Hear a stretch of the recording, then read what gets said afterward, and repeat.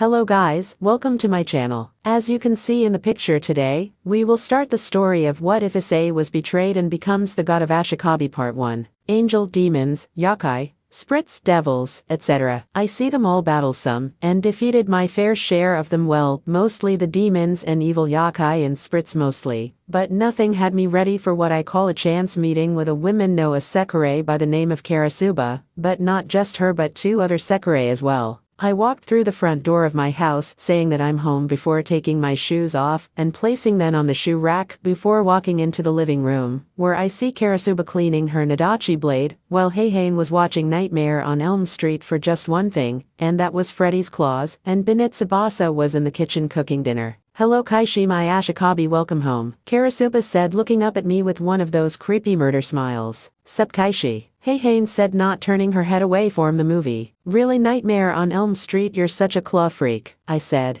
Dinner is almost ready, Tsubasa said. Smells good. What you making? I asked as Tsubasa, in which she replied saying is rice curry, which was one of my favorites. It smells great. I'm gonna shower then I be back down, I said, heading to my room to hang up my clothes, and grabbed my towel and headed towards the bathroom and walked inside before turning on the hot water. How did I end up with three Sekirei and one of them calling me her Ashikabi, you ask? Well, I start of the beginning. It was a normal school at Kuo Academy. I was sitting at my desk reading one of the Romance of the Three Kingdoms books, which was my favorite books of all times, minding my own business, droning out the monkey speak of the perverted trio, thinking to myself, how the school even let those perverted monkeys into the school, it'd beyond me. Anyway, I was still reading my book when Akeno walked into the room with Rias. Hey Kaishi, Akeno said with a wink. Hey Akeno, I replied. Akeno and I were childhood friends. We always played together at the local shrine. Her family and mine were close friends. Every time I visit the Shire, Akeno and I will run around outside playing tag or kicking the ball around or laying on the grass in a meadow near the shrine and look up into the sky and try to figure out what kind of shapes each cloud was making. We made a promise to each other that we'll be friends no matter what happens. One day while I was on my way to visit Akeno at her place, I saw the shrine was being attacked. I rushed in only to see Akeno crying, holding her dead mother in her arms, before she looked at me and hugged me crying while I patted her head telling her it was gonna be okay, right before a fallen angel appeared ready to attack while I told her to run while I hold the fallen angels off, in which she did. Since then I lost contact with her until we met during my first day at Kuo Academy. How was your weekend, Akeno? I asked.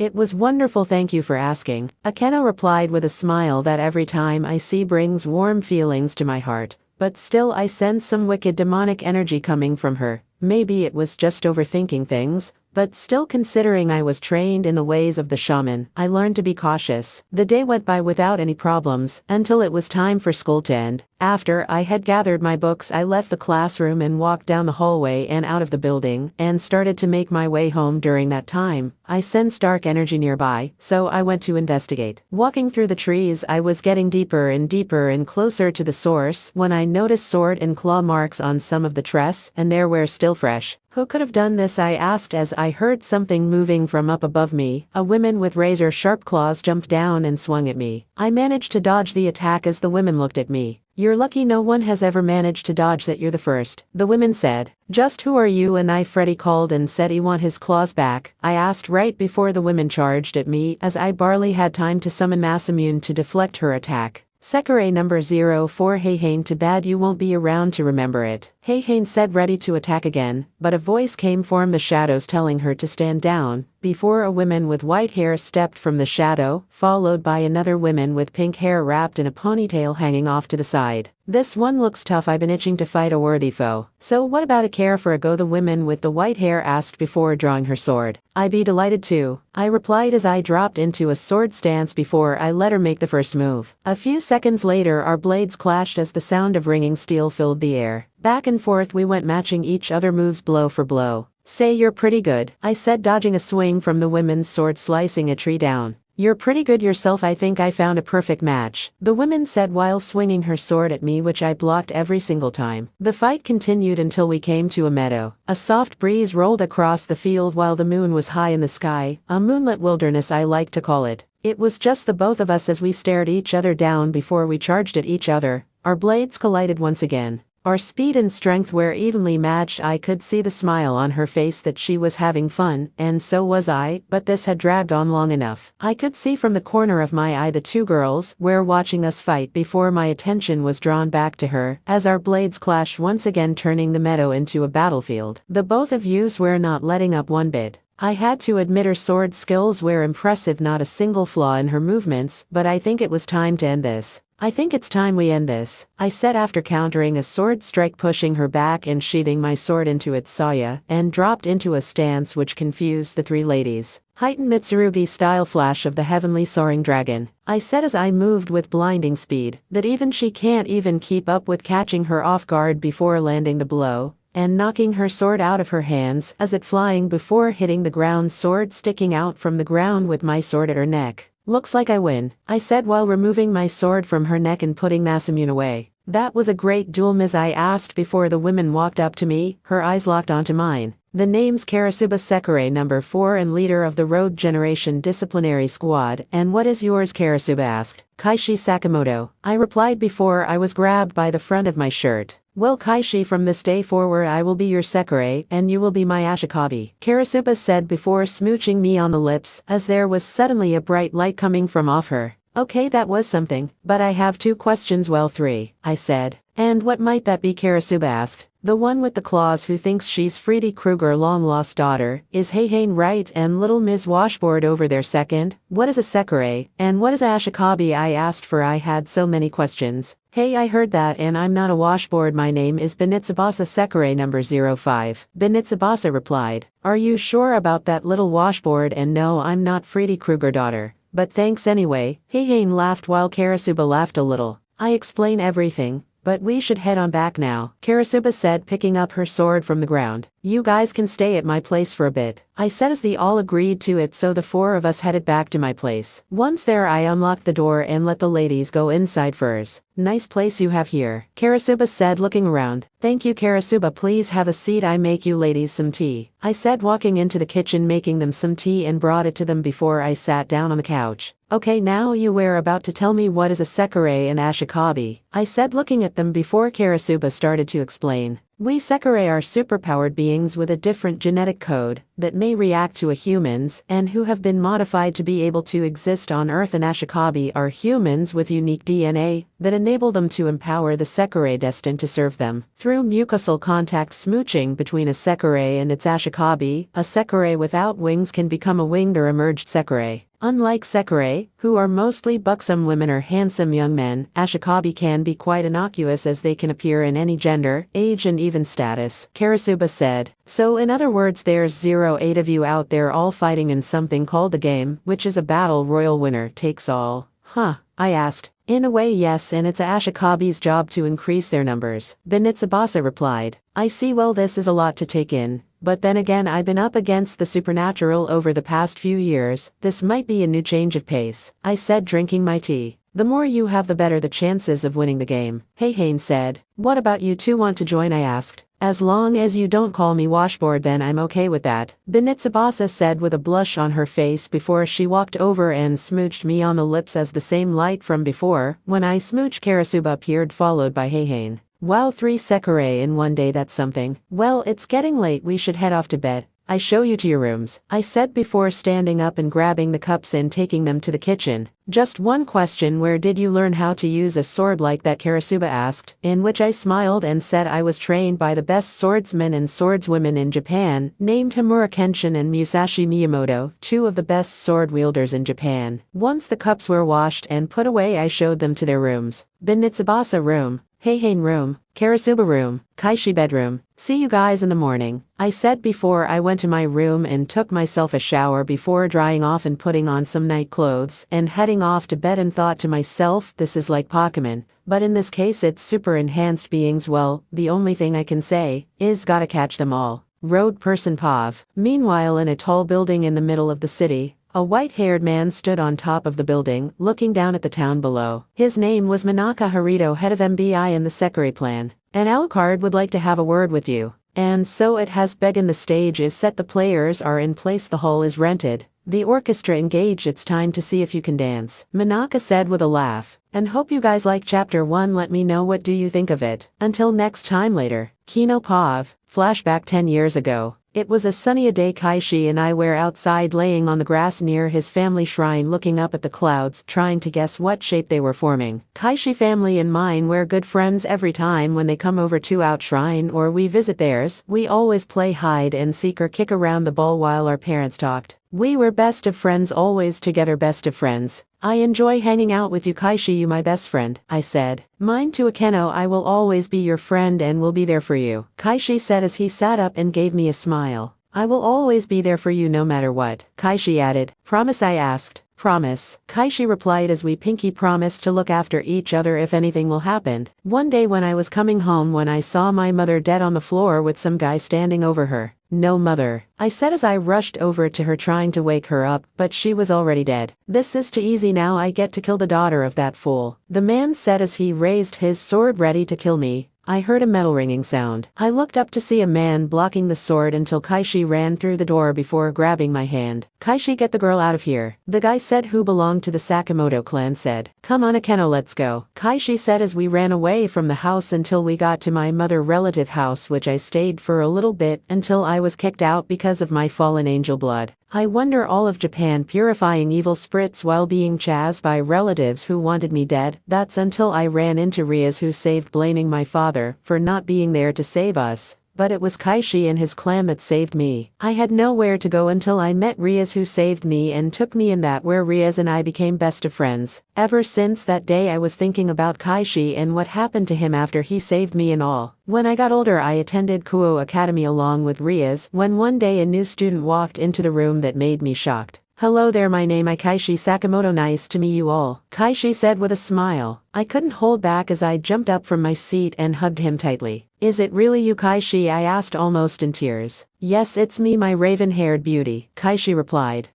You two know each other? The teacher asked. I replied saying that Kaishi and I were childhood friends and we used to play together when we were kids at our family's homes from time to time. Well, since you two know each other, Mr. Kaishi, you can sit next to Ms. Himejima if you like, the teacher said. I don't mind, Kaishi said while I hear some of the guys saying that it hasn't been 5 minutes and Kaishi already has me falling for him, but to be fair, I did know him from childhood, while Rias was looking at him with a mean look on her face. After class Kaishi and I were on top of the school roof catching up on some things. Hey Kaishi, I have a question. What would you say if I told you I was no longer human and I was a devil? I asked.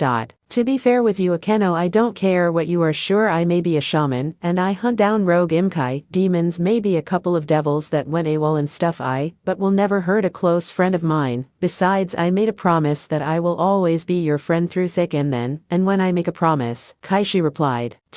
You keep it, I said before hugging him, and points to those who got the reference. I really missed you, Kaishi, I said still hugging him. I know, so did I. After what happened years ago I thought I never see you again, Kaishi said while having his arms around me. I missed his warm embrace. We continued to hug until it was getting late and we parted ways, but not before smooching his cheek and walking off into the building. Present. I was walking to school when I saw Kaishi walking just ahead of me, so I snuck up behind him and wrapped my arm around his, making him look at me with a smile. Hey Akeno, Kaishi said while walking with me to the front gate of the school. The other students were watching us as we walked into the school. How are you doing today? Kaishi asked. Great now that I'm with you, I replied. I felt like a girl hitting her high school crush, but I didn't care, just being near him is the best thing ever. You were always the Yamato Nadeshiko type, sort of speak, Kaishi said, making me smile and laugh a little bit. Anyway, I some things to take care of. I see you in class, okay? I asked. Sure, Kaishi replied.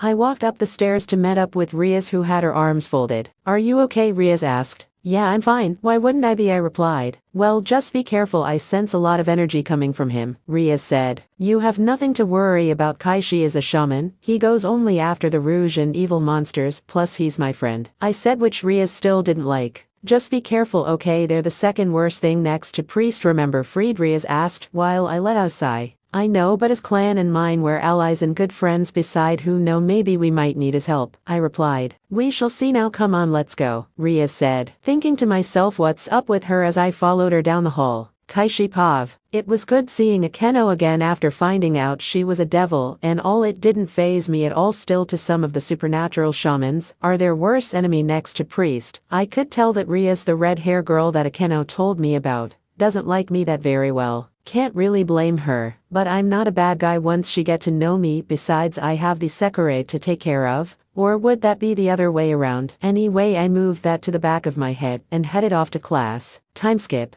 I was walking home with Karasuba, who was waiting for me when I sensed some evil energy nearby, so I went to see what was going on. When I see Akeno fighting against a demon Oni, a high-ranking demon Oni at that. If I have to choose, it was S-rank Yakai, very nasty one. She wasn't alone, as I saw Rias and some other people as well. They didn't have any experience dealing with that devil Yakai, so I looked over to Karasuba and asked if she wanted to have some fun, in which she gave me that creepy murder smile again, before saying that she loved to. I nodded and summoned Masamune and rushed in. Road person Pav. Rias and her group was having a hard time with the Oni, as the creature raised his axe and slammed it into the ground, making Kiba and Kaneko jump back from the attack. Puny devils, to think you can challenge a high-class Oni like me, the Oni said. Akeno, who was behind the Oni, and fired a powerful lightning blast which just bounced off his skin, before he turned around and swung his axe and slashed at Akeno, cutting her clothes, while Issei was being perverted when he saw her expose. Foolish devil, did you think some weak lighting will hurt me? The Oni asked before he raised his axe and swung it at Akeno, as she braced for the hit right before the axe blade was sliced off and landed on the ground. What? The Oni asked, looking at his now bladeless weapon.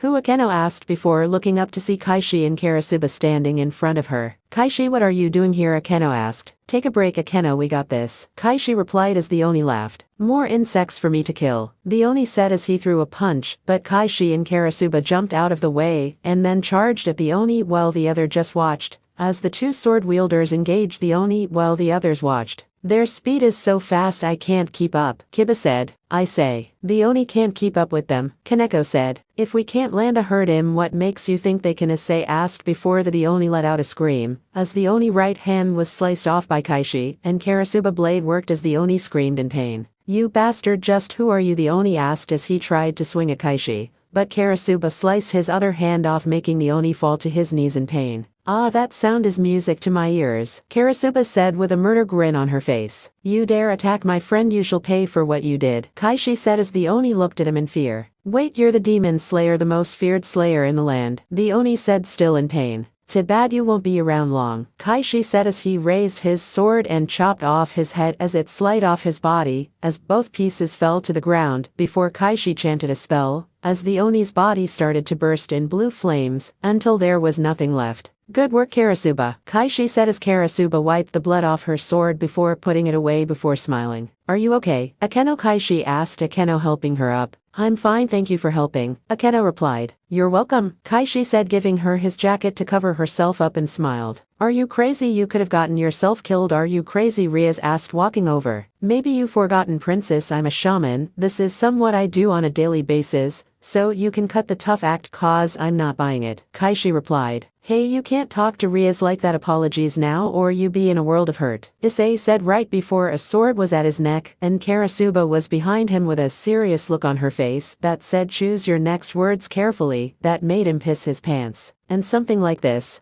Down, Karasuba, don't need to start a bloodbath, plenty of that later, Kaishi said while still looking at Rias with a serious look, but then turned to Keno and smiled and told her he see her tomorrow before he and Karasuba left. I still don't like him, Rias said. But he did help us out, Kaneko said. Perhaps, but still we should keep an eye on him, Rias said as they watched Kaishi and Karasuba walk away. If you want I can take him out for you, Rias, Issei said. After what they did to that Oni you be sliced to ribbons, Issei, Akeno said. Anyway, let's get going, Rias said as all of them left in a magic circle. Kaishi Pav. It was a clear night as the moon was high in the sky while I was walking through a foggy forest of bamboo on a mission to locate and get rid of a demon Imkai, who'd been causing trouble for the local town folk. It was silent as I continued to walk before I stopped when I heard something move through the bamboo. I summoned Masamune San, sliced at the bamboo as the bamboo slid and fell to the ground right before several blade demon jumped from the bamboo and surrounded me. So I take it you are the ones that are causing trouble, I asked, but got no answer as the blade demons charged at me while I just had a smirk on my face. And play this song during the fight. I think it fits perfect for the fight. The sound of our blades filled the air as I ducked and dodged each one of their attacks as I slashed at two of them dead in the chest as they turned to dust, but there were more of them. They were fast but not fast enough. I combined my sword strikes with a bit of breakdancing, delivering kicks, and using that to keep them off balance. I jumped out the way of a swing of their blades and grabbed a bamboo, and pulled it back and used it as a slingshot to shoot me towards the group. In a blink of eye all but one was left. We locked eyes as we ran sideways, keeping our glares on each other until we stopped and collided swords before I sent the blade demon into the air with a 5-hit combo. Before he came down with overhead swing, I jumped out of the way and used my sword to kick up dirt at the demon as it pulled out another sword into his right hand, dual wielding both of them as we collide out blades again.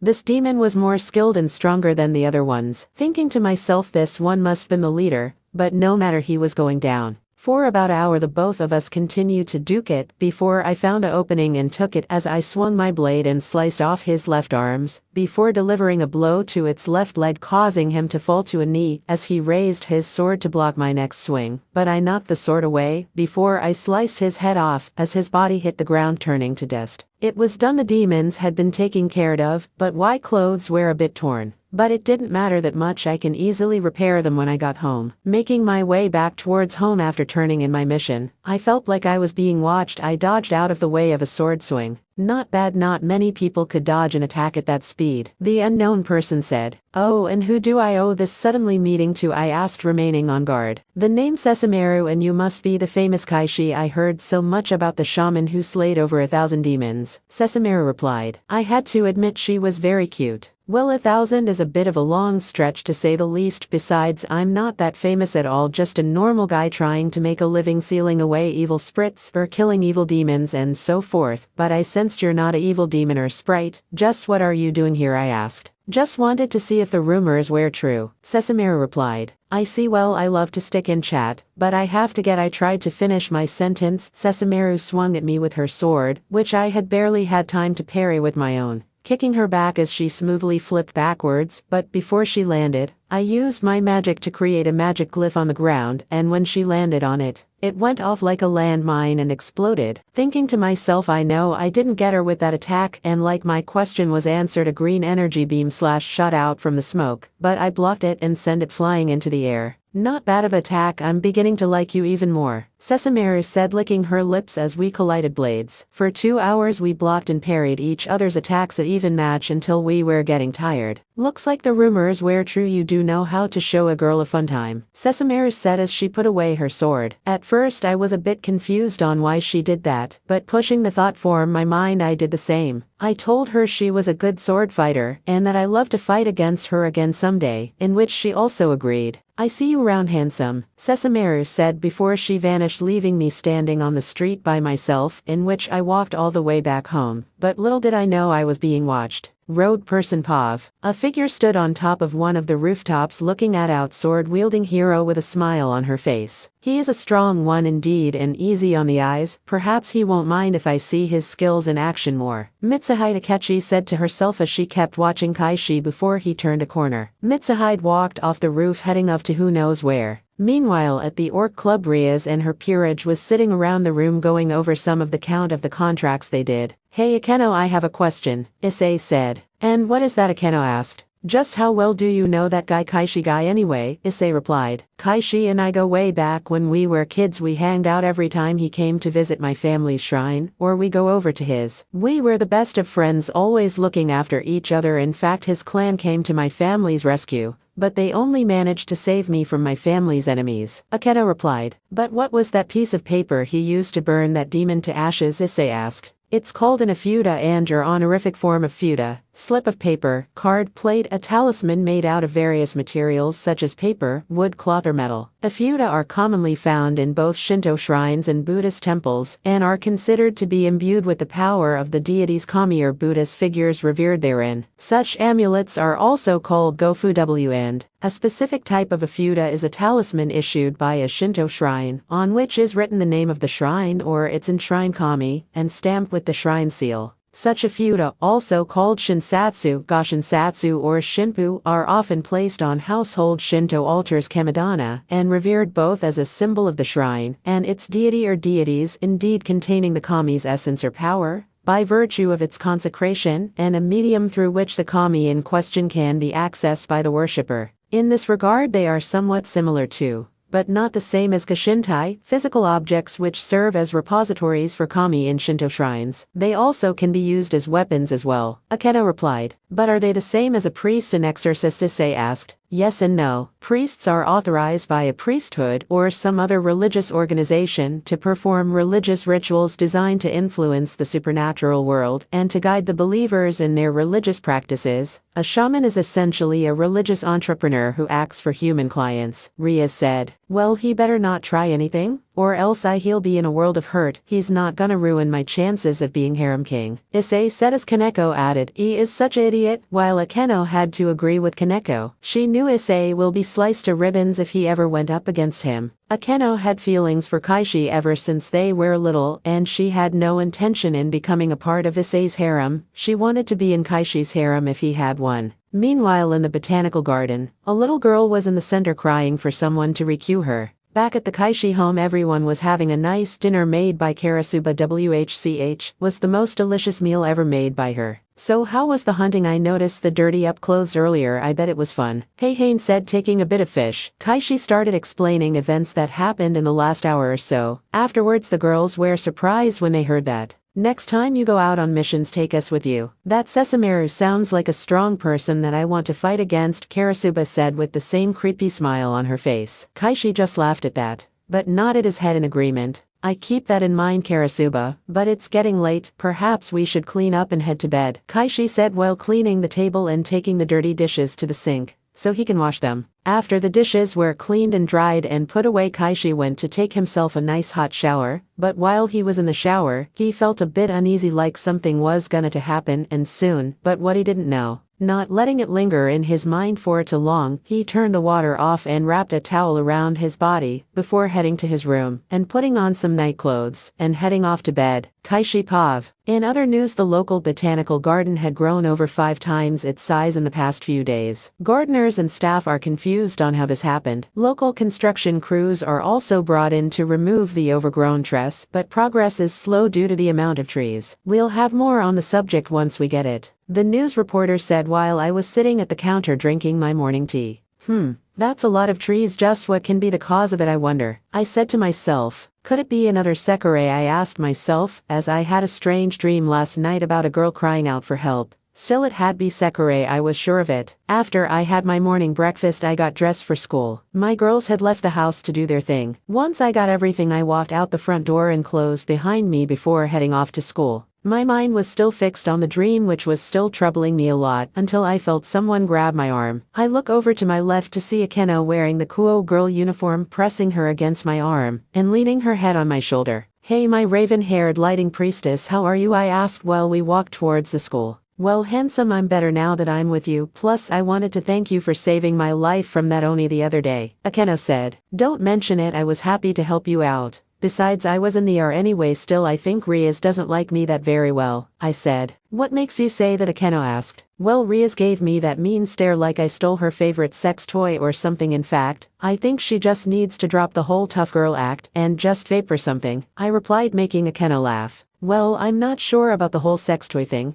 but she does really need to chill a bit, Akeno said while the both of us walked through the front gate of the school. Of course, the both of got stares from the other students. Most of the girls were a bit upset and a bit jealous that Akeno and I were so close, like if we were dating or something, while the guys were crying like little bitches, or complaining on how I got one of the sexiest girls in school to walk with me to school. God, sometimes I wish these guys will stop being perverts and actually start being men and treat women with respect, instead trying to get in their pants all the time. But who am I kidding, they're hopeless Mongols, I said as Akeno moved closer to me. 4. And that's why you're the best. Ever since we were little, you always treated me and women with kindness and respect. I guess that is one of your strong suits, Akeno said before we walked into the school building right before she smooched me on the cheek before walking off to class after saying that she'll see me later. I headed off to my class, which was somewhat okay, no problems to think of. My mind wandered a bit on Sekirei plan and what was the main purpose and why send those Sekirei out into the city to fight in a battle royal. I had so many questions, but one thing at a time. To seem to have passed by real quick as it was time for school to be over. I gathered my things and headed towards the front of the building when I remember I needed to stop by the store to pick up a couple of things. While I was making my way towards the shopping district, I heard something right above me. "Get out of the way, please," said the voice as I looked up to see a girl falling from the sky. Before she cashed into me with her panties in my face. "Ow, I knew that building was too high for me to jump off from," said the girl who just realized she had hair in my face. "Oh, I'm sorry, I didn't mean to land on you," the girl said as she looked at me and smiled. "You must be the one that caught me, right?" the girl asked, in which I replied by saying caught wouldn't be the word to describe it, right? I the girl out of the way of a lightning bolt that came out of nowhere. "There's no use running, we'll just find you again, so just fight us," said a girl standing on top of a nearby rooftop with another girl next to her. My first thought was these two must also be Sekirei. "I can't fight you, well at least no yet anyway," the girl I just saved said right before the two girls shot lighting form their hands towards us, in which I stepped in front of the lighting, grabbed it, and sent it back towards the two girls as they jumped to dodge the attack before I grabbed the girl and ran. We ran a few blocks until we were in the clear. We stopped by a nearby river back to rest. "Thank you for saving me back there, I'm Musubi." "And what's your name?" Musubi asked. "Kaishi, it's nice to meet you." "I guess those two lighting girls aren't friends of yours," I replied. "You might say that," Musubi said before she fell to the ground as I shook her to wake up, only to find that she was just tired. I smiled and picked her up and carried her home. The store will have to wait for now. Once back at my place where Benitsubasa asked me who was that before I told her that her name was Musubi and that she was attacked by two other Sekirei, before I took her to one of the spare rooms and placed her on the bed so she can rest and recover.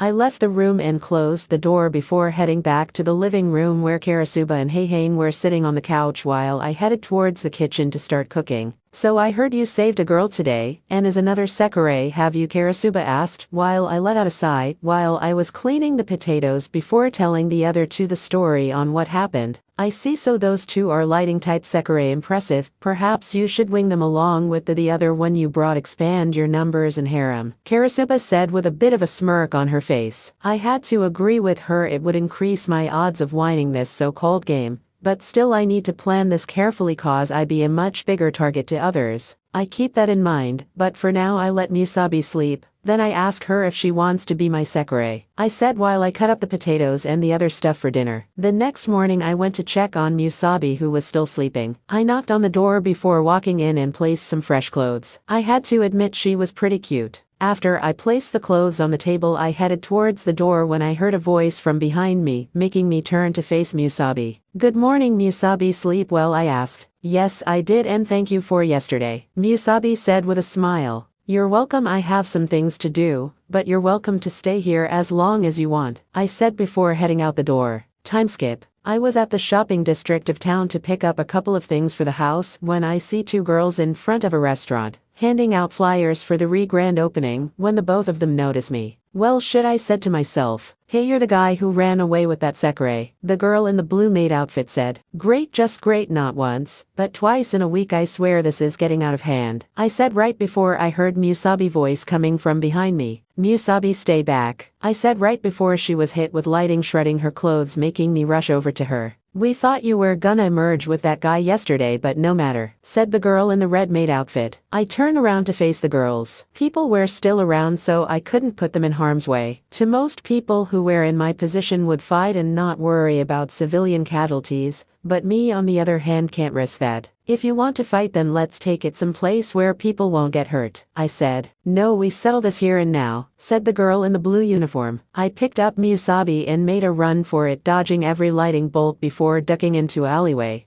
"Are you okay, Musubi?" I asked her before she pinned me to the ground. "My body feels so hot the way you saved me again back there," Musubi replied while putting my hand on her before the two lighting girls showed up ready to attack us. But not before Musubi smooched me on the lips, and there was a bright light. I could sense a lot of power coming from Musubi, like she had awakened her true powers. Was this what they call emerging? After the light died down, the two girls were surprised that I had made Musubi emerge like that. I looked at the both of them with a serious look on my face. Now I will ask you one last time, do you still want to do battle with us? I asked. We were so close to, said the girl in the red maid uniform. Let's get out of here, the girl in blue said before the both of them left. That was something you don't see every day. I guess that makes me your Ashikabi now. Huh, I asked Musubi before she hugged me. I'm so happy that my Ashikabi is a nice caring guy like you, Kaishi, Musubi said, smooching me on the cheek. I thought to myself, I guess I have 4 sekirei now, I said while giving Musubi my jacket, telling her we need to get out of this alleyway, in which she had to agree. Road person Pav. With the emerging or winged of Musubi, the lighting twins Hibaki and Hikari were upset that they were fired and lost their target to Kaishi. Damn it, they really didn't have to fire us, plus we lost our target to that guy, Hibaki said. If I ever see that guy again, Hikari said. Damn it, it's all that's girl fault, Hibaki said. No, it's your fault for chasing after her, Hamura said while leaning against the side of the wall. Hamura, you were watching you peeping Tom, Hikari said. You only go after the ones that haven't emerged. As the guardian of that, perhaps I should teach you two a lesson, Hamura said. If it's a fight you want, then bring it, Hibaki said. The last time we fought against him we got burnt real bad, Hamura said as they were both scared of him. Hamura had no time for them as he walked away from the two.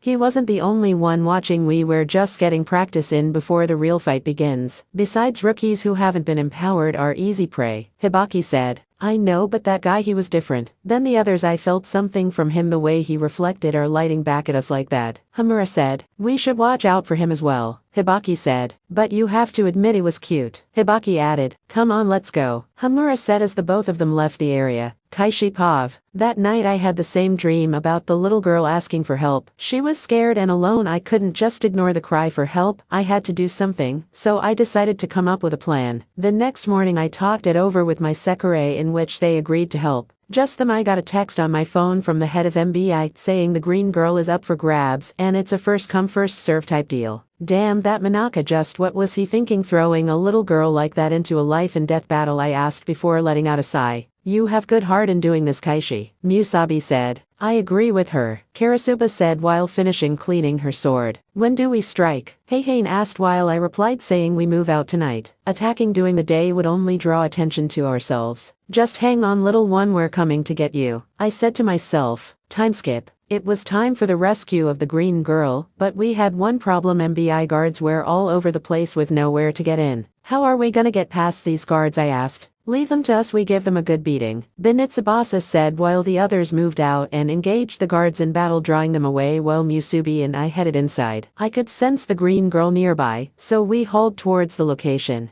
Road person Pav. The green girl was laying down crying in tears when she suddenly heard footsteps coming near her. So you must be the one that everyone is going after. Come on, you don't want to keep your master waiting, the woman said while the green girl eyes widened in fear. No, the green girl shouted out loud while the other sekirei was getting a bit annoyed and irritated before she grabbed the little girl's wrist. I told my master that I would bring you back in one piece, but that's how you are gonna be. I bring you back in pieces, said the woman who was about to attack her with her scythe, but she was kicked in the back and went flying, hitting the ground hard. I don't think so. She's coming with me, Kaishi said while standing in front of the green girl along with Musubi. It's okay, little one, I got you, Kaishi said smiling at the green girl before asking her name, in which the little girl said that her name was Ku. Well, don't worry, Ku, nothing is gonna happen to you, Kaishi said. Who the hell are you? The women asked. I'm sekirei number 88 Musubi, and this is my Ashikabi Kaishi. And who are you? Musubi asked. Sekirei number 4 Yomi, Yomi replied. Big brother help me, Ku said in a soft voice. Get away from her, right now my master had his eyes on her first, Yomi said as she swung her scythe, but Musubi grabbed the blade of the scythe with her bare hands while Yomi was trying to get it free. Let go of my scythe, Yomi said, still struggling to get it free. It's dangerous to throw something sharp like this around, you know, Musubi said before she snaps the tip of the blade in two.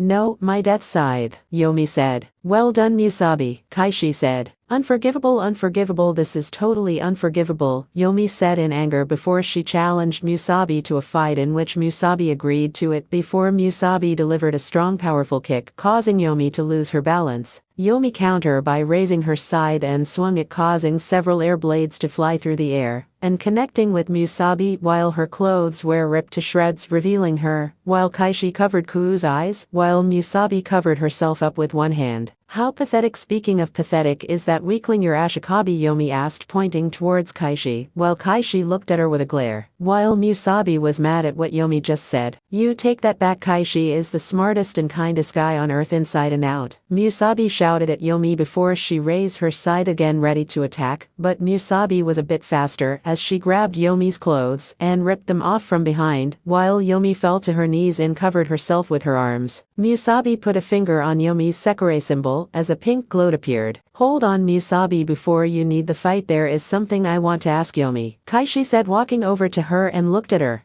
Do you want to die, Kaishi asked, while Yomi looked up at him with confusion. I ask again. Do you want to die, Kaishi asked Yomi, who looked at him before she shook her head and almost broke down crying, begging him not to kill her. Kaishi decided to take a second to listen to what she had to say. Yomi started to tell her story that her master didn't care about her and called her useless and that he was want Kusano to add to his collection. After Kaishi heard her story, he offered her a choice. You have potential, Yomi, and I'm sorry that your master is a daft cunt and is a spoiled brat, but tell me, who is your master, Kaishi asked. Well, before you, his name is Mikagami Hayato, Yomi replied. I see, but back to the topic at hand, do you accept my offer, Kaishi asked. Yes, I be your Sekirei, and you my Ashikabi. Yomi replied before she jumped up and wrapped her arms around his neck and smooched him on the lips, as there was a bright glow, meaning that Yomi had been winged. Yomi looked at Kusano and apologized for what she did to her, which Kusano accepted. Well, now I hope this doesn't become a thing, Kaishi said just as his other Sekirei walked over after dealing with the MBI troops. What kept you, Kaishi asked in a joking tone before he grabbed Kusano and placed her on his shoulder,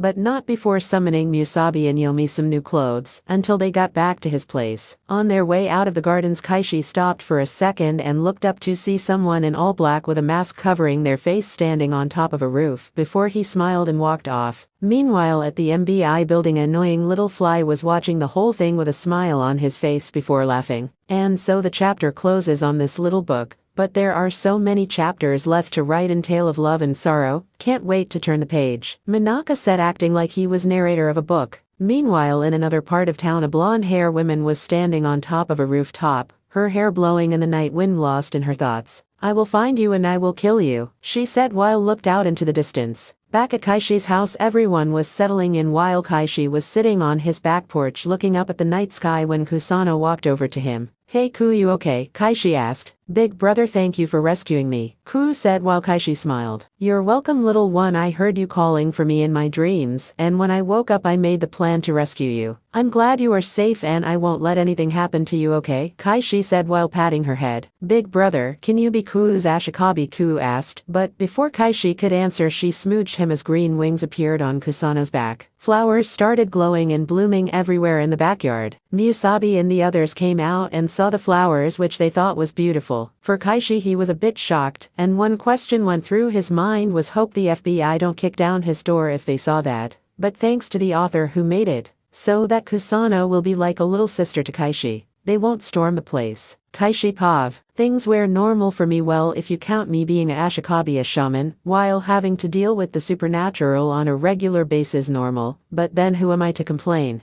I did came from a long line of shamans, so I don't hate my heritage that much. Beside, I have a loving friend who is a devil, well, half devil half fallen angel, but I don't care about that. I still treat Akano as a friend and a woman, and respect her unlike the perverts that I have to beat up from time to time. I was walking through the woods cause I heard there was a demon who was luring people into the forest and turning them into stone. Sounds like something Medusa will do, but then some demons are strange. Doing my search, I heard movement coming from the bushes. I drew my sword and sliced at the bush only for Ari to jump out. Ari, how many times do I have to tell you not to freaking do that? I could have killed you, no, I said. Oh come now darling, you won't hurt your cute, fun, and lovable fox girl. Now would you? Ari asked, wrapping her arm around mine. Being all flirty with me. Cute yes, fun maybe, lovable is well I get back to you on that part. But tell me what are you doing out here I asked. Oh darling you wound me so I love it, and to answer your question I was out and about also I heard about the demon that was causing trouble around here, Ari replied. Damn it Ari I swear I don't know what I'm gonna do with you, I said while the both of us kept walking. Why was Ari so clingy to me and acting like a Keno and Tio Claris from a Rifureta from commonplace to world's strongest well long story short when I a young kid, I was always playing near a river one day when I was suddenly attacked by a snake yokai who was driving mad by what I didn't know at the time. I came across Ari's shrine releasing her from her seal and helped her kill the snake yokai. Ari had ties with my family and made a pact with my ancestors years ago to watch over the next head of the family, which was me of course. Since then she's been watching out for me and had developed a thing for me, always trying to sneak into my bed and trying to warm me up, but I still love her as a fox yokai and a woman. Thinking about the past again darling Ari asked. A little but still I wait you feel that I replied. Yes the demon must be close just let go but be on your guard, I said while the bot of us made our way to the demon's location. From there we see it adding another stoned human to its collection. Another one to add to my collection. These humans are so stupid wandering too far into the forest and fallen into my trap, so stupid indeed. The demon said. I hate to break it to you, but you won't be getting any more people this day demon, I said standing before the demon. Huga shaman annoying pests just like those damn demon slayers. The demon said. Your crimes won't go unpunished, Ari said while the demon laughed. We shall see fox, I will add you both to my collection, the demon said as it shot needles from its fingertips. Ari and I jumped out of the way while we attack it. Ari used her fox magic while I attacked the demon with my sword. The demon was fast but not fast enough. It's time to end this, I said while my sword glowed red. Fire style rising phoenix slash, I said while I swung my blade, and a giant firebird rose and flew towards the demon engulfing it in flames. The demon screeched in pain while on fire, taking heavy damage, before adding some lighting magic to it causing it even more pain. Curse you shaman, 1,000 deaths awaits you, the demon said. Its body started to turn to ask, then blew away in the wind. With the cell broken all its victims were turned back to normal, which was a good thing. Ari explained everything to the freed people before they thanked us before we escorted them back to safety. You did well today Ari, I said before she hugged me pressing her against my chest. Thank you darling, do I get a reward tonight for being such a good girl, asked Ari almost reaching down to my zipped before I pulled on her ear. ARAR harder daddy, said Ari. What I asked. What Ari replied while I sighed. You're a hopeless fox, let's go, I said. I love it when you talk dirty to me, Ari said while giggling like a schoolgirl. Once we got paid by the one who posted the bounty, Ari and I headed home. From there I introduced her to my sekure, who took a liking to her just like that. While I talked I started to make dinner, which was bean curry with white rice, one of my favorites. After dinner Ari and I cleaned up and did the dishes before I hit the showers. Of course I knocked on the door, making sure no one was inside before I got in, and turned on the shower and let the water run down my body. Darling, can I come in? Ari asked from outside the bathroom. Come in, I replied before Ari walked in a bath towel. I came to wash your back, Ari said while I sat on the stool and had my back towards her while she started to wash my back. You know darling, I may have my moments when I act out of character, but ever since you freed me from my seal, I'm eternally grateful. I respect you and your clan, and I may be a trickster and a cunning fox to some. I love you with all my heart, and I will always be by your side. The pact we share will never fade, Ari said, showing me the pact on her arm before mine showed on my arm as well. That means a lot to me Ari, you've been there when I was a young boy, and always been my friend, and a guarding to me and my clan, and I too am grateful to you as well, I said before Ari wrapped her arms around my neck and smooched my cheek before she went back to cleaning my back. I'm glad master, Ari said before she poured water on my back to wash off the soap. The both of us spent a few minutes alone in the bathroom, talking about the old days before we dried off, and I went to my room only for Ari too, already in my bed dressed waiting for me. Ready for bed master? Ari asked while I sighed and smiled a little before I closed the door and then walked towards the bed and laid down next to her and slowly fell asleep next to her. Good night master, Ari said, smooching my cheek before wrapping her tails around us. Good night Ari, I said while I felt her tails around my body. I'd forgotten how soft her tails were, like soft clouds. Ari used to wrap her tails around me when I sleep or when I get scared or sad. Deep down I really loved Ari with all my being. Third person POV 12 years ago. Young 7-year-old Kaishi was near a nearby stream getting some water after a long day of sword practice. Kaishi, as you already know, came from a long line of shaman and Buddha priest and all that good stuff. Well, anyway, Kaishi was at the stream getting some water, not know that he was being watched by someone or something. I think that should be enough for now, Kaishi said, putting the cap on the bottle before he heard a twig snap, grabbing his attention. Hello there, someone there, Kaishi asked before a small bunny rabbit jumped out from the bush and looked at him. What are you doing out here, little guy? Kaishi asked, walking a little closer to the rabbit right before a giant bear rose from the bushes and roared. But this was no normal bear, this bear was possessed, a demon possessed. But to make matter worse, there was a second one. Both of the demon bears looked at Kaishi and roared with red eyes and claws that can shred a person in two with on swipe. Kaishi was scared. He was an ant compared to the monsters. He began to slowly back away before the bears got closer and started to run towards him. On instance, Kaishi started to run away while the bears gave chase. Kaishi kept running deep into the woods, barely dodging a swipe from one of the bear's claws. But he got cut on his arms and was bleeding bad. But he kept running until he came a shrine that looked had it been abandoned for years. Got to Hitaget to hide,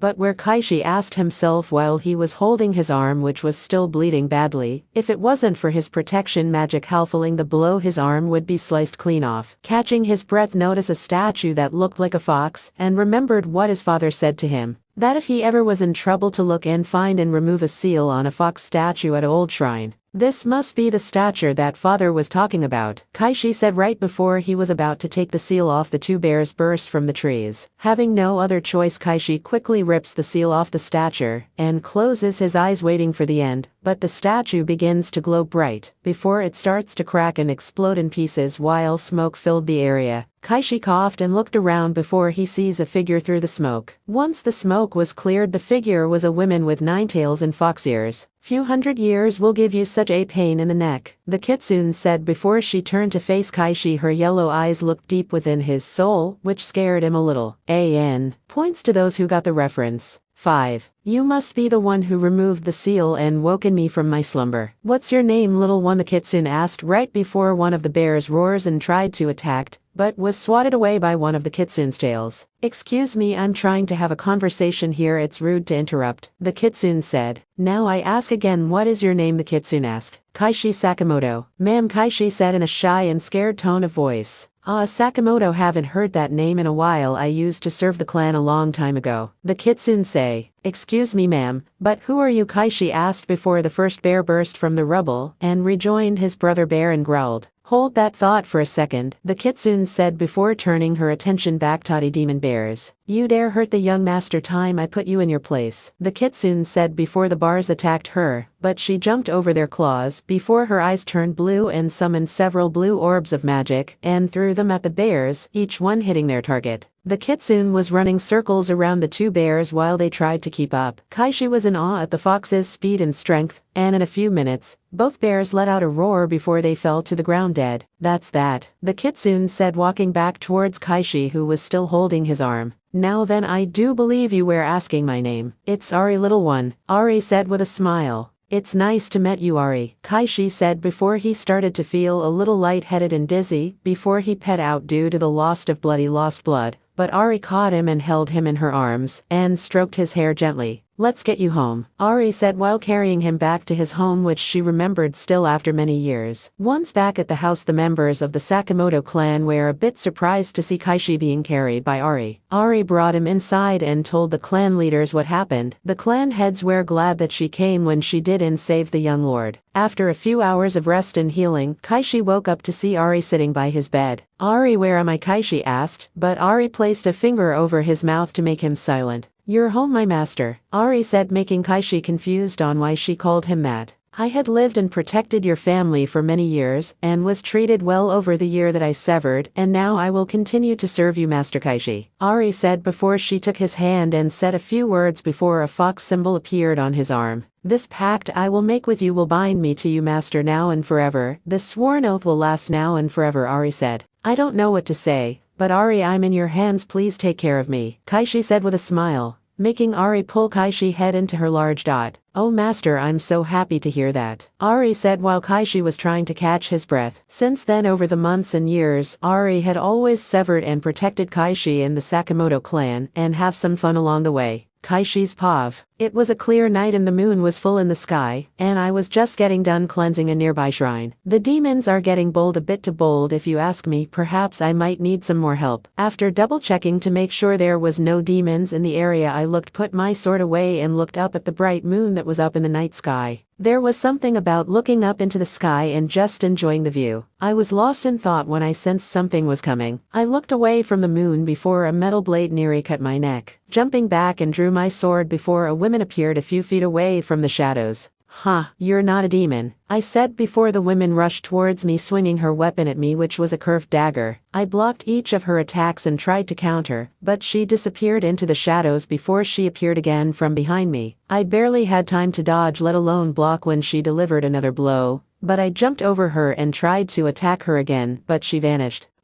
If you are not a demon then you must be a Sakurai," I said before the woman appeared in front of me again. "You are correct, I'm Sakurai number 57 Yahin," Yahin said. "The name Kaishi. If I remember correctly your name translates to midnight," I said. "Once again you are correct," Yahin said. "Guess death does have a shadow in the pale moonlight," I said. Yahin nods her head and readies for another attack, and so did I, thinking to myself, her powers must be teleportation, blending into her surroundings and the shadows like a phantom. A very handy skills for Inations. This can also be good training for me as well. Who knows when I might run into a demon or Oni that may have the same abilities like she does, or might be a tricky one. So tell me Yahin, I want to see more of your skills. So shall we dance in the pale moonlight, I asked. 2. "Yes," Yahin said before we rushed each other before our blades clashed once again, filling the night sky with the sounds of battle. Back and forth we traded blow, entering the woods, but not hitting each other. Yahin was using her abilities to her advantage, but I got her style down packed. Closing my eyes and took a deep breath in and breathed out, using my other senses, clearing my mind of all distractions. Like Oberyn said, my eyes can deceive you, don't trust them. Time seemed to stand still for me while I tried to figure out where Yahin was gonna attack from until I sensed it and swung my blade still with my eyes closes, and I could hear my blade clashing with another blade. Before there was clacking sound before I opened my eyes and saw the look on Yahin's face while I had my blade at her neck and her dagger laying on the ground. "Looks like you got me," Yahin said. "Indeed I do. To be honest, I like your skills and abilities. It really kept me on my toes, and I thank you for that. If someone would go up against you they would have lost," I said, while Yahin just kept staring at me with stoic eyes. Withdrawing my sword and putting it away, I walked over and picked up Yahin's dagger and handed it back to her. But she didn't take it just yet, she just kept looking at me, which was kind of creepy even for me. Yahin," I asked before she grabbed my arm and pulled me close to her. "I would like you to be my Ashikabi Kaishi," Yahin said before she kissed me, and a brown light filled the area, for I just had winged another Sakurai, giving me a total of 6. "I will be your shadow, your eyes and ears in the dark, and if anyone tries to harm you,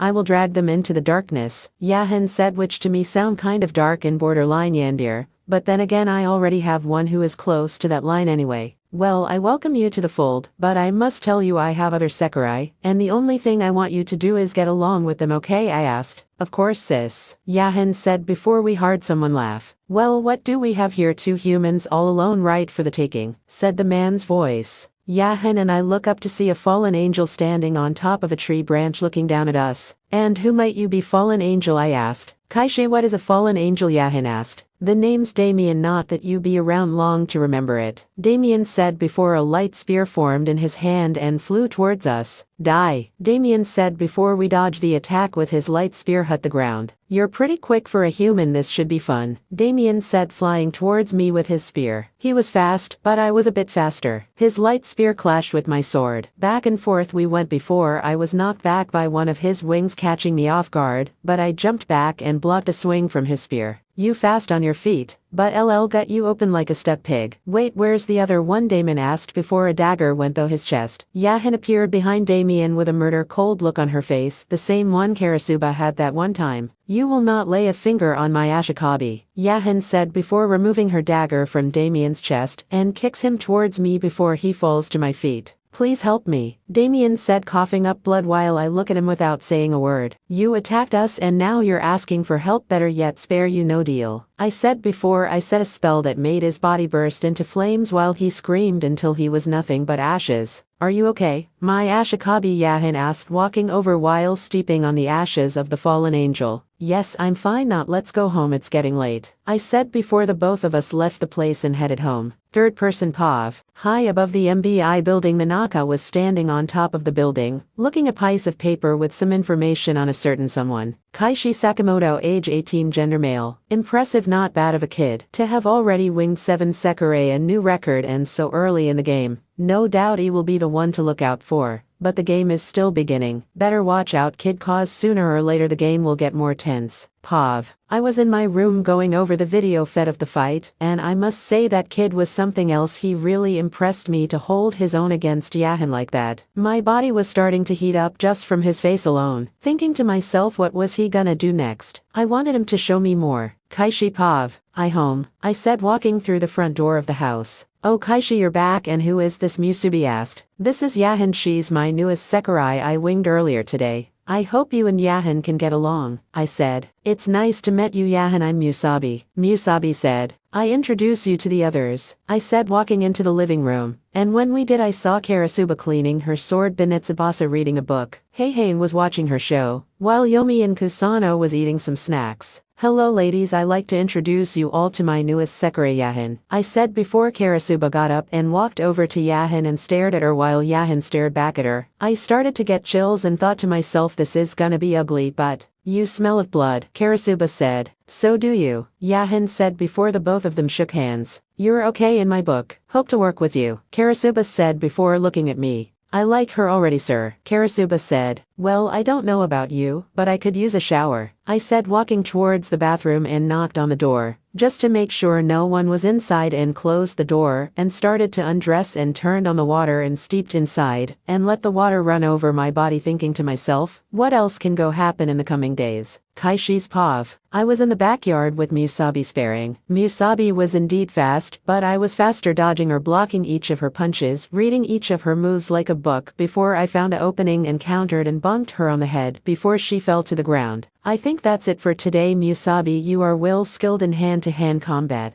I give you that much, I said. Wow, you really think so? Musubi asked. Yes, in fact you and Benetsubasa are great fighters along with the others. Karasuba is great with the sword, Yahan is great with close-range daggers and ninja like skills, Yomi is great with the scythe, and so on, I said. You shouldn't give us too much credit, master, Karasuba said, walking outside overhearing what I just said. I'm only telling you the truth, considering you girls are special in your own special way, I said. Well, that is true, but anyway, I came to tell you it's almost time for you to head off to school, said Karasuba. Crap, I forgot, I guess I was so wrapped up in the sparring I almost forgot about the time, I said, heading inside and walked past the living room to see Kusano watching cartoons, making me smile before I patted her on the head. Hey little one, you okay? I asked. I'm okay, big brother, Kusano said. That's good to hear. I'm off to get ready for school, so be good until I get home, okay? I asked. Okay, big brother, said Kusano while I walked away and got ready for school. After I got cleaned up and put on my uniform,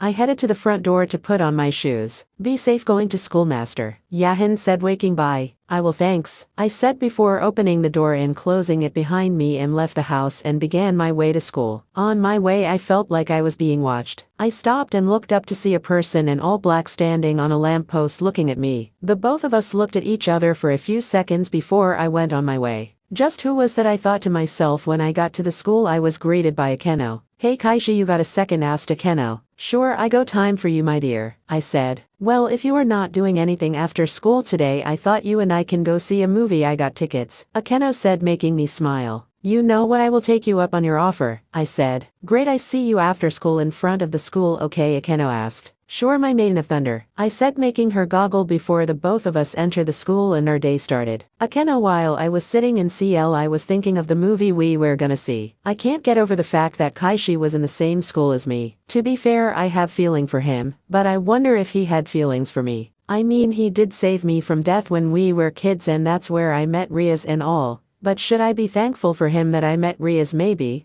But still, he did say that he will always be my friend no matter what, and that he didn't care if I was a fallen angel or a devil. I wonder what he is doing right now. Kaishi Pav. I was thinking to myself what movie I was gonna see with Akeno after school, until one of my classmates walked up to me. Hey Kaishi, I have a question for you, said the boy. Yeah, what is it? I asked. How did a guy like you score a hot girl like Akeno, and is it possible for you to talk to her to go out with me, the boy asked, while I just laughed. You're joking, right, I asked. Dude, I'm serious, I mean she's way out of your league, said the boy. Look, and why don't you ask her yourself and ember yourself into Akeno and I go way back, we grew up together, so I suggest you leave my sight, I said. GRR fine, but know this, you are a dead man, the boy said, walking away. I shook my head, but I sensed something was off about him. The rest of the day went by so fast I forgot time it was. After the final bell for class to be over with, I gathered my things and headed towards the front of the school to wait for Akeno. Hey Kaishi, sorry I'm late, I had some things to do with the club, but I'm here, said Akeno. It's alright, I just got here myself. So what movie did you want to see, I asked. Well, I want to see Black Adam if that's okay, Akeno asked. Sure, let's go, I said before Akeno wrapped her arm around me and we started to head to the movie theater. Ria's Pav. After I heard from Akeno that she and Kaishi were gonna on a date, I decided to spy on them to make sure he didn't try anything with her. I still didn't like him considering he was a shaman and all. After I saw them walk off, I followed them, staying far behind to not be spotted by the both of them, keeping my distance. I watched the both of them head into the movie theater and bought snacks and popcorn. I was about to enter myself, but I felt something press against my neck. And where do you think you're going, Ms. Gremory asked a voice that came from behind me. The voice was chilling like death. Who are you, I asked. I'm my master Shadow, his servant, and you will not interfere with his date. The woman said, her voice chilling. I wasn't gonna do anything, I swear, I said. Maybe I believe, maybe I don't, but do anything that will ruin my master's date, and I make you regret it, the woman said before she removed her dagger from my neck and took a breath. I turned around, she was gone like she wasn't even there. My hands were still shaking. Third person Pav. After about 2 hours, Akeno and Kaishi walked out of the theater laughing, drinking on some soda. A man, that movie was okay, Kaishi said, throwing away his empty cup into the trash can. Thank you for this fun time, Kaishi, said Akeno. You're welcome, my raven-haired beauty, Kaishi said. Oh, you flattered me, I guess that's why I've fallen for you, said Akeno while the two stopped near a bench and looked at each other. You really mean that, Kaishi asked. Yes, I can't deny it. I'm in love with you. Ever since we were kids I always had feelings for you, but I couldn't get the words out. But now I'm letting you know I love you, Akeno said, giving Kaishi a hug. Oh, isn't that sweet, two lovers all alone, said a voice from the shadows before a string of webs shot from the darkness, making the both of them jump out the way. Who are you, Akeno asked before the figure walked from the shadows to revile the boy Kaishi talked to earlier.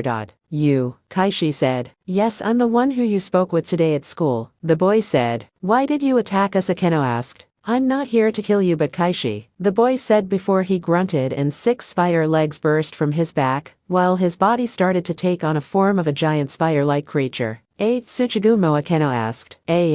Almost like a Joragumo, but a Joragumo is female. I knew there was something off about you when I met you at school today, said Kaishi. Oh, I'm hurt, but no matter, I get to kill a demon slayer, and get to take Akeno for myself, said the Tsuchigumo. After he said that, Kaishi summoned Mass Immune and dropped into a sword stance. Not gonna happen, you 8-legged freak, Kaishi said in serious tone of voice. I'm not gonna let you fight.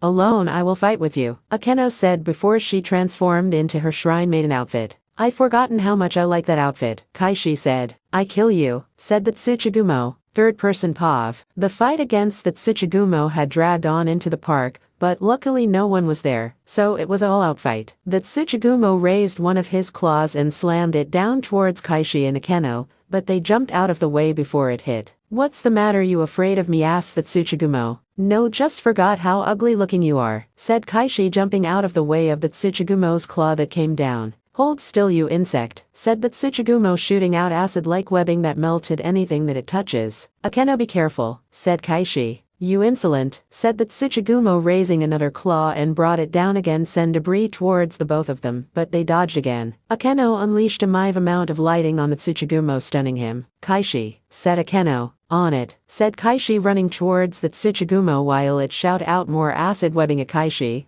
But he dodged every attack and sliced off the Tsuchigumo's claws and legs, causing him to fall to the ground. Ah, curse you, demon slayer, how dare you, said the Tsuchigumo, shooting more acid webbing. This time Kaishi got hit in the arm and melted some of his clothes, but Kaishi quickly ripped off the sleeve while the Tsuchigumo laughed. Kill me, it doesn't change a thing, for even in death, I said that Tsuchigumo before Kaishi plunged his sword into its skull and said a chant that turned the Tsuchigumo into a blue flame and then turned to ash. Man, I just can't to catch a break, can I, asked Kaishi, cleaning off his sword and putting it away. Are you okay? Kaishi Akeno asked, flying down towards him looking at his arm. Yeah, I'm fine, just a scratch, no big deal, but he was one of the toughest I ever face, said Kaishi. Still, you showed him who's the stronger one, said Akeno, kissing Kaishi on the cheek. Aw, thanks, but I had help from my unlimited power lighting priestess by my side, said Kaishi, making Akeno giggle. Aw, you too sweet, said Akeno. Come on, I take you home, said Kaishi. Oh, you're acting quite fast, Kaishi. So bold, said Akeno before she was bonked on the head gently. You know what I meant, said Kaishi, walking away with Akeno back to her shrine, which wasn't that far. Once there, Akeno invited Kaishi into her shrine. Pav. After watching Keshi took on the Tsuchigumo, I was amazed on how his sword fighting and teamwork was excellent. It was a turn on for me. Perhaps I could have him join the Soul Society. He would make a great addition to the group, but he might say no, but I should ask him first. Oh, Keshi, you handsome boy, you, perhaps we can talk more over some sake, I said to myself before I left the area of the battle when I received a message. 1. Kaishi Pav. After walking inside, I looked around and smiled. Looks like everything is the same since way back then, Akeno, I said. Have a seat, I make us some tea, said Akeno, heading to the kitchen.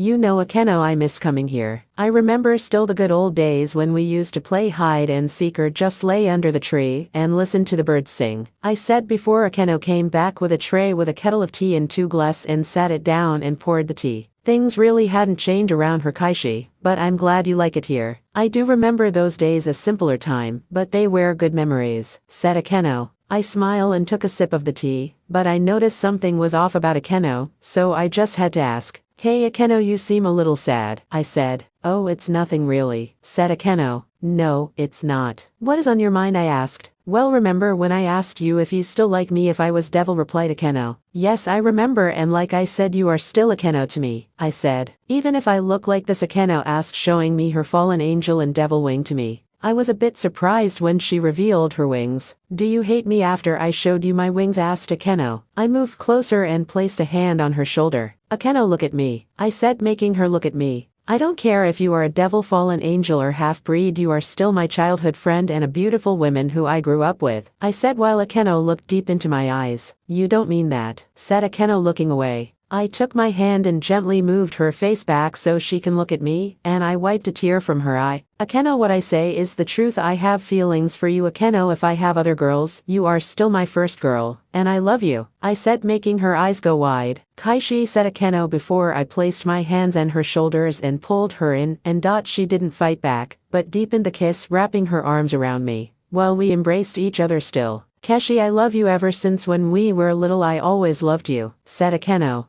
I love you too, Akeno, I said. Would you stay with me for tonight, asked Akeno. Yes, I would like that, I said before Akeno took my hand and led me to her bedroom and closed the door and slowly started to remove her clothes, letting them drop to the floor and walk toward me while I removed my clothes as well and walked towards her. Please read the fanfic for after this what happened because it has lemon parts which I can't include in the video. Thanks for watching.